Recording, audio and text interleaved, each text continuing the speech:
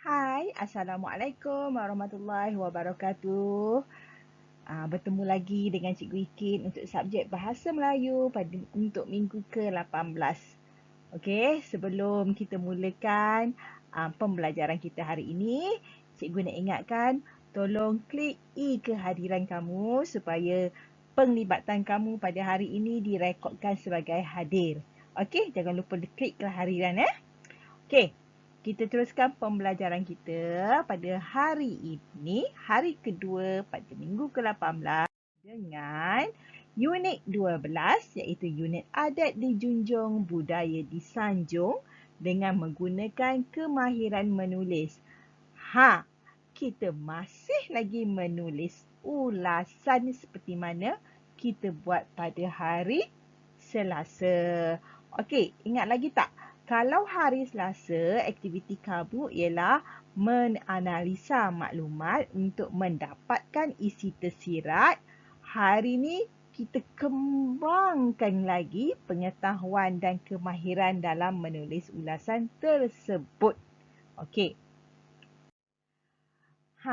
Kemahiran yang kamu akan dapat pada hari ini ialah menulis perkataan, frasa dan ayat yang bermakna.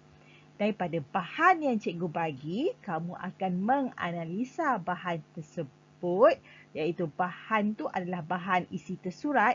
Kamu akan menganalisa sehingga mendapat idea atau isi tersirat, kemudian mencatatkan maklumat tersebut menjadi sesuatu yang berbentuk penulisan ulasan. Okey? Okey. Kita terus kepada aktiviti kita iaitu menulis ulasan. Tengok arahan dia. Lihat rajah di bawah dengan teliti. Berdasarkan rajah tersebut, tulis ulasan tentang punca kemalangan jalan raya yang panjangnya 50 hingga 80 patah perkataan. Okey, tengok rajah cikgu.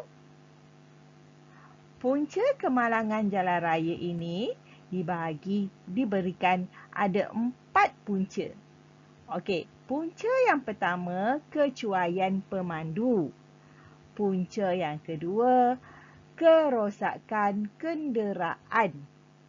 Punca yang ketiga ialah kelemahan penguatkuasaan dan punca yang terakhir adalah keadaan jalan raya. Jadi, 4 punca inilah yang dinyatakan sebagai sebab kenapa kemalangan jalan raya sering berlaku. So, jadi kita nak ulas punca-punca ini. Okey, jom mula. 1. Baca arahan dengan teliti. Dah baca ke belum? Dah baca kan dengan cikgu tadi? Okey. Yang kedua, cari kata kunci.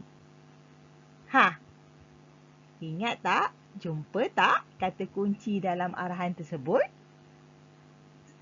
Yang ketiga, kenal pasti isi tersurat.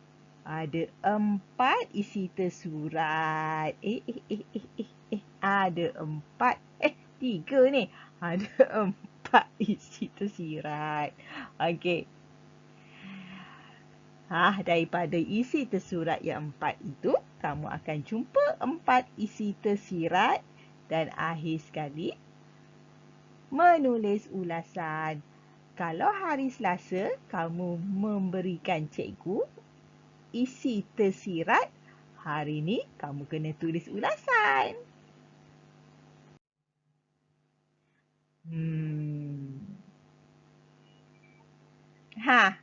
Nak tulis ulasan, kamu kena ingat penulisan ulasan mementingkan penggunaan penanda wacana.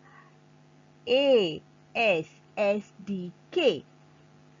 Kalau gambar kamu 5, boleh guna 5 penanda wacana ini. Kalau cuma ada 4, maka buanglah salah satu penanda wacana ini. Okey. Ni kita dah sebutkan pada hari Selasa. So, cikgu laju sikit. Okey. Rajah tersebut. Okey, rajah bawah. Dah baca soalan-soalan dia dah. Dah baca dah tadi kan? Ada 4. Okey, apa kita kena buat? Iaitu 1, baca arahan. Okey, dah baca. Penat dah baca. Penat dah mulut cikgu cakap. Asyik baca je. Okey, dah baca. Dia kata, cari kata kunci. Kat mana kata kunci dia? Jumpa tak? Jumpa tak? Okey, kemudian cari isi tersurat. Okey. Isi tersirat. Kali ni cikgu tak bagilah kat kamu isi tersurat. Kamu kena fikir. Kamu kena tahu sendiri kan. Teknik dia cikgu dah ajar minggu lepas. Okey. Dia ada 4 tersurat iaitu kecuaian pemandu, kerosakan kenderaan, kelemahan, penguatkuasaan jalan raya. Okey. Dia tanya pada kamu. Okey, nak cari isi tersirat ni mudah. Tanya kenapa, bagaimana, bagi contoh. Okey, kecuaian pemandu. Apa yang dikatakan sebagai kecuaian pemandu? Maksud dia ada sesetengah pemandu, okey, bila dia memandu dalam keadaan yang sangat laju ataupun dia tidak mematuhi peraturan jalan raya ataupun papan tanda yang berada di sekitar jalan raya tersebut. Okey, papan tanda atau isyarat yang ada di kiri kanan jalan raya sebenarnya adalah panduan kepada pemandu. Okey, tata cara nak memandu dalam kawasan tersebut macam mana? Okey, itu satu, ada pemandu yang cuai, dia tak nak ikut pun papan tanda tersebut, ataupun ada juga pemandu yang memandu dalam keadaan mengantuk dan mabuk. Jangan mabuk, tak baik. Okey, kalau rasa mengantuk, seboleh-bolehnya jangan memandu. Kalau tengah memandu, mengantuk, berhentilah seketika. Okey, supaya dapat refresh balik, segarkan balik badan. Okey, sebab itulah ada R&R dekat jalan raya, kat highway tu. Supaya apa? Rehat. Supaya dapat berehat. Supaya apa? Dapat pergi buang air, dapat beli air, makan dan sebagainya supaya badan segar balik semula, supaya badan tu mata mengantuk tu hilang kan. Itulah antara faktor-faktor kecuaian pemandu. Okey, kita tengok pada pula kerosakan kenderaan. Macam mana kerosakan kenderaan ni boleh mendatangkan kemalangan? Sebagai contoh, kalau kenderaan tu dah lama tidak diselenggara, okey, dia boleh menyebabkan juga kemalangan. Okey, contoh kenderaan tu kan dah lama dah tak pergi tukar minyak hitam, dia akan menyebabkan minyak hitam tu likat lah. Bila likat, enjin tu macam susah lah sikit nak beroperasi kan. Okey, ataupun kerosakan kenderaan. Kadang kenderaan yang dah rosak ni, pemandu macam cikgu, sikit je, tak payah, tak apa, tak ada masalah ni. Rupanya yang sikit-sikit tu yang mendatangkan kecelakaan. Bahaya. Jadi kenderaan ni kalau rosak, seboleh-bolehnya pergilah terus baiki. Okey. Kemudian kelemahan penguatkuasaan. Macam mana? Yang dikatakan kelemahan penguatkuasaan ni boleh mengakibatkan kemalangan jalan raya. Maksudnya, ada jalan raya yang rosak, tak dibaiki, berlubang ke kan. Kadang-kadang tu ada selekoh yang sangat tajam, boleh mendatangkan kemalangan dan kematian, tetapi tidak diambil tindakan. Sebagai contoh yang paling dekat dengan kita, kalau selekoh yang sangat tajam ini ialah selekoh dekat apa nama tempat tu ya? Kalau daripada Bukit Cermin nak balik ke, nak pergi ke Temerloh, ada satu selekoh yang tajam kan. Kat sebelah selekoh tu tulis apa? Awas, kawasan kemalangan. Itu je dia mampu buat.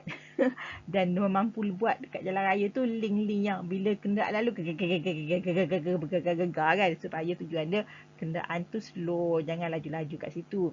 Tapi keadaan selekoh tu sendiri yang sebenarnya sangat-sangat tajam. Okey, istilah dia tajam lah. Sebenarnya dia terlalu macam bengkok teramat kan. Jadi kalau orang yang tak biasa bawa dekat situ, dia akan terbabas lah. Okey. Kemudian contoh kelemahan penguatkuasaan yang seterusnya ialah kadang-kadang lampu isyarat tu rosak, dibiarkan aja rosak kan, tak diperbaiki. Okey, yang pemandu ni pula tergesa-gesa ataupun tak sanggup nak tunggu giliran ke, berebut-rebut ke, masing-masing nak laju kan. Langgar je lah. Orang ni langgar, orang ni langgar. Berlakulah pertembungan kereta dan berlaku kemalangan. Okey, kemudian keadaan jalan raya tadi yang cikgu sebut. Jalan raya tu dah berlopak, dah berlubang, dibiarkan aja. Okey, kadang-kadang tu kalau tak hujan, kita nampaklah jalan tu berlubang kan, berlopak ke. Kalau dah hujan, ada air bertakung atas dia, jadi masalah lah. Okay, kita ada orang tak nampak, terutama penunggang-penunggang motor kan. Kesian tertonggeng jatuh dalam lubang. Okey. Kemudian daripada 4 isi tersirat ini tadi, pilih 2 sahaja. Okay. Jom kita mula menulis. Okey, salin semula arahan, edit dan murnikan. Ni cikgu dah ajar dah minggu lepas. Okey, arahan dia salin je. Rajah tersebut. Okey, patutnya rajah di bawah kan? Tukar yang di bawah tu kepada tersebut. Memperihalkan tentang punca kemalangan jalan raya. Okey, terdapat banyak punca yang mana akhirnya mendatangkan musibah, kerugian dan kematian. Ingat ya, dalam pendahuluan sekurang-kurangnya ada 2 ayat, jangan lebih. Ada 1 ayat tu simple sangat. Seboleh-bolehnya 2 ayat je lah. Kalau awak lebih daripada 2 ayat, dah jadi panjang sangat pula. Kan? Ingat, ulasan dia tak boleh lebih daripada 80 patah perkataan. Okey. Kemudian kita nak pergi buat ulasan bahagian isi. Gunalah penanda wacana yang cikgu dah terangkan. Masukkan isi tersurat dan tersirat. Okey, pilih 2 sahaja isi tersirat. Ingat Ingat, nyatakan 2 dan guna kata penghubung, kata hubung. Bila dalam ayat tersebut ada isi tersirat, jangan lupa. Mesti ada kata hubung. Okay, untuk menunjukkan, orang kata, untuk menunjukkan jalinan ataupun hubung kait di antara isi tersirat dan isi tersurat. Okay, bahagian penutup, kesimpulannya.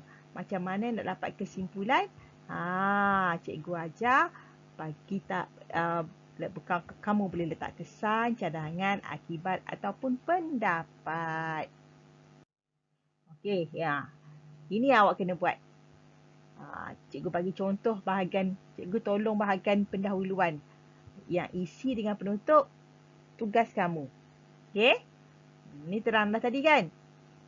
Ingat, setiap perenggan kena diselang sebaris. Okey, perenggan pertama bahagian pendahuluan. Huruf pertama mesti duduk kat tepi garis tepi buku. Okey, kemudian nak masuk perenggan baru selang sebaris dan perenggan kedua huruf pertama dia kena jarak sikit daripada tepi garisan tu. Begitu juga dengan perenggan kesimpulan. Okey. Ingat ya? 2 isi tersirat mesti ada. Kalau tak ingat macam mana cara nak tulis perenggan ulasan perenggan kedua dengan ketiga ni, tak ada masalah, awak rujuk balik video cikgu yang hari Selasa. Cikgu dah sebut dah.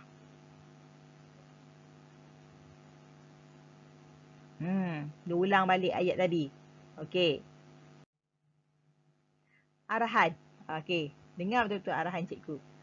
Tulis latihan ini dalam buku penulisan bahagian B. Jangan salah buku dalam bahagian B. Buku kamu semua cikgu dah labelkan kan? Jangan salah buku. Ingat, lengkapkan ulasan tersebut. Okey, kemudian lengkapkan, mesti ada 2 isi tersirat bahagian isi tadi. Tulis dengan kemas, tolong tulis dengan kemas supaya cikgu boleh baca jelas dan selang sebaris setiap perenggan. Dah siap, snap ulasan tersebut, hantar kepada cikgu. Cikgu semak. Okey, ingat pesanan terakhir. Jadual tidak perlu snap. Cikgu nak apa yang awak hantar dekat cikgu ialah ulasan tu sahaja. Bahagian pendahuluan, isi tersurat tersirat dan juga kesimpulan. Penulisan ulasan tu sahaja. Cikgu tak nak yang lain. Graf ke apa ke, jadual ke, tak nak. Cikgu nak yang ulasan tu sahaja. Okey? Okey. Okey.